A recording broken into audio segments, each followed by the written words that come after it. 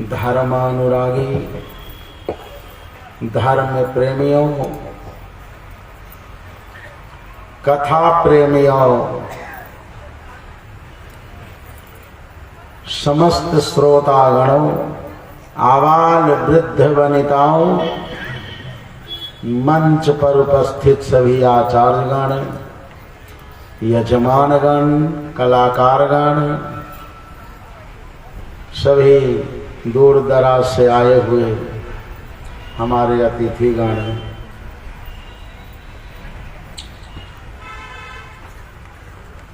भगवान की बड़ी विलक्षण कृपा आप सभी भक्तजनों पर बरस रही है, जिस कारण यह महान सौंदर्य सुधा में अवगाहन करने का अवसर प्राप्त हुआ है। यज्ञ पुरुष भगवान की ऐसी ही कृपा होती है। जब सनातन धरती पर यज्ञ पुरुष भगवान का आवाहन होता है, उनका अनुष्ठान, उनकी प्रसन्नता के लिए जब कर्मकांड की विधियों का शुभारंभ होता है तो अनंत कोटि देवताओं का आवाहन किया जाता है। यज्ञ मंडप में सारे देवताओं का वास होता है। परमात्मा मंत्र मूर्ति है। मंतारम त्रायते इति मंत्र, जो रक्षा करने वाले। मंत्र में परमात्मा की शक्ति वास करती है। मंत्र में परमात्मा स्वयं वास करते हैं। मंत्र में शब्द ब्रह्मा और परब्रह्मा दोनों का वास होता है। इसलिए मंत्र से ही परमात्मा का सारा कर्मकांड संपन्न होता है। सुलाना, जगाना, भोजन कराना, उठाना, मंत्र का आवाहन करना, हृदय में धारण करना, मंत्र में बहुत बड़ी ताकत है। अगर निसंदेह होकर कोई मंत्र का जाप करेगा, जो आचार्य के द्वारा दीक्षित मंत्र है, ऐसा नहीं कि जो मन में आया सो करोगे तो फल मिल जाएगा, नहीं। भगवान श्री कृष्ण चंद्र जी में सारी विद्याएं वास करती थी। कोई ऐसी विद्या नहीं जो प्रभु में वास न करती। फिर भी ज्ञान का अर्जन करने के लिए आचार्य सांदीपनी मुनि के सानिध्य में जाना पड़ा। आचार्य एक ऐसे मार्गदर्शक हैं जो जीवन की रूपरेखा को संभालने का काम करते हैं, जिसका नाम ही यज्ञ है। यज्ञ का मतलब व्याकरण शास्त्र में एक यज धातु, यज धातु, यज धातु का मतलब देव पूजा, संगतिकरण और दान। यज धातु से 3 प्रकार का अर्थ प्रकट होता है। यज, याच, यत, विक्ष, प्रक्ष, रक्षो, नंगा। इस सूत्र से नंग प्रत्यय किया जाता है तो यज्ञ शब्द निष्पन्न होता है, जिसका मतलब होता है देव पूजा, संगतिकरण और दान। यज्ञ में देव पूजा होती है। देव पूजा का मतलब कोई एक देवता की समाराधना नहीं। यज्ञम इंद्र आदि देवानाम सत्कार भावनम यज्ञ। इंद्र इत्यादि जितने देवता है सबका सम्मान होता है, सबका आदर होता है। यज्ञ पुरुष भगवान के रोम रोम में सारे देवता वास करते हैं। अगर किसी का कोई एक अंग घायल हो जाता है तो पूरे शरीर को कष्ट भोगना पड़ता है। चाहे पैर की उंगली क्यों न दुख जाए, कट जाए, कटी तो पैर की उंगली, किंतु उसका कष्ट असर पूरे शरीर को भोगना पड़ता है। पैर के तलवे में अगर कांटे चुभ जाए तो इसका मतलब ये नहीं कि वो तलवे को ही कष्ट हो रहा है, पूरे शरीर में कष्ट का अनुभव होता है। अगर कोई अंग घायल अंग स्वस्थ हो जाए तो पूरे शरीर में सुख और राहत की अनुभूति होती है। किसी एक देवता को कष्ट हो जाए, यज्ञशाला में केवल महादेव जी को भाग नहीं मिला तो दक्ष प्रजापति का यज्ञ संपन्न नहीं हुआ। देवताओं का अपमान करोगे तो तुम्हारा कोई कार्य सिद्ध होने वाला नहीं है, क्योंकि हमारे भारत देश की जो परंपरा है वो अक्षुण्ण है, अखंड।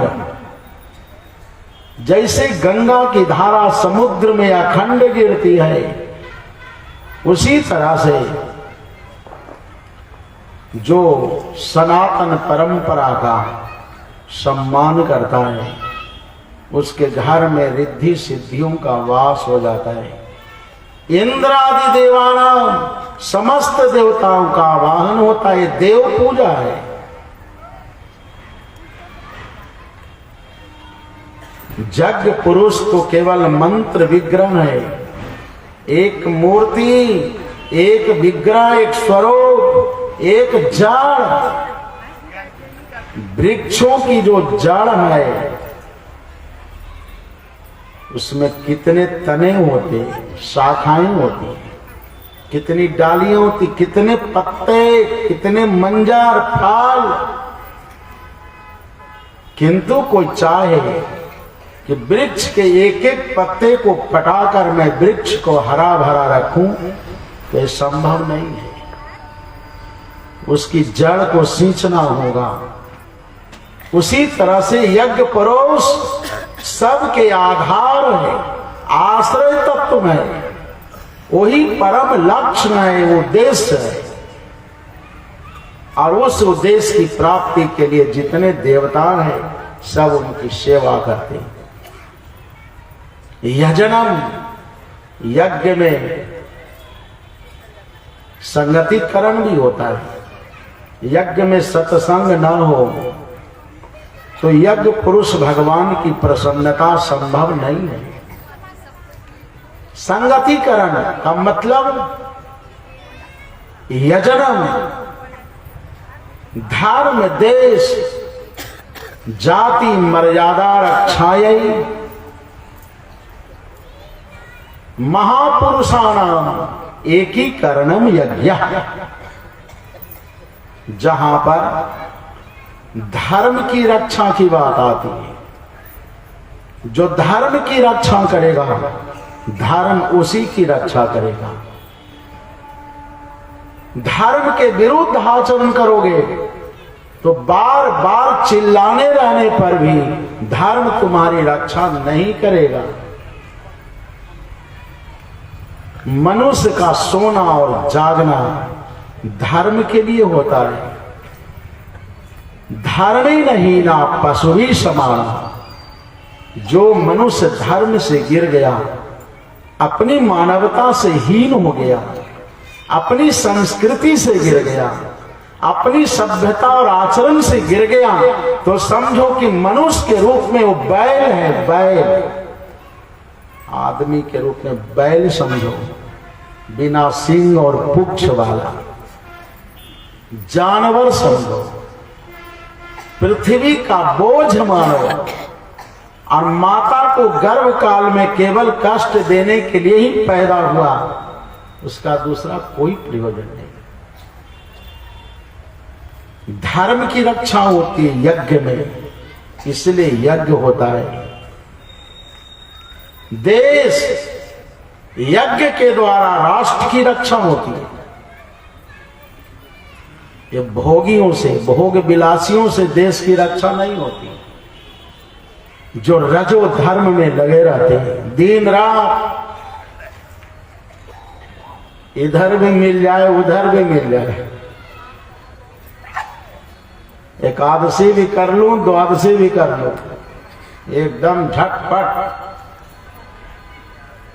यहाँ एकादशी भी कोई लोग कर लेते हैं और होटल में जाकर उधर रोटी चोपड़ा भी खा लेते हैं। ये क्या है? उनका कोई आधार नहीं है, डोलता स्थिति, अभी कोई निश्चय मन में नहीं किया।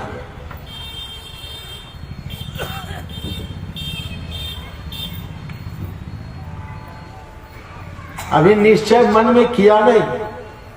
धर्म देश यज्ञ से ही देश की रक्षा होती है, राष्ट्र की रक्षा होती है। जिस राष्ट्र में धर्म का संकल्प न हो, आयोजन न हो, धर्मात्माओं का समागम न हो, समझो कि वह राष्ट्र संस्कृति विहीन है, वो राष्ट्र गुलाम हो जाता है।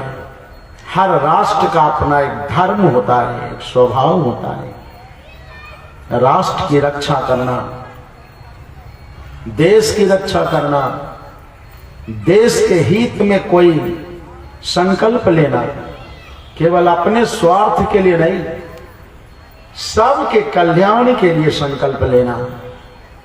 जब सबके कल्याण के लिए संकल्प लेगा तो परमात्मा तुम्हारे संकल्प को साकार करेगा, इसमें कोई संदेह नहीं।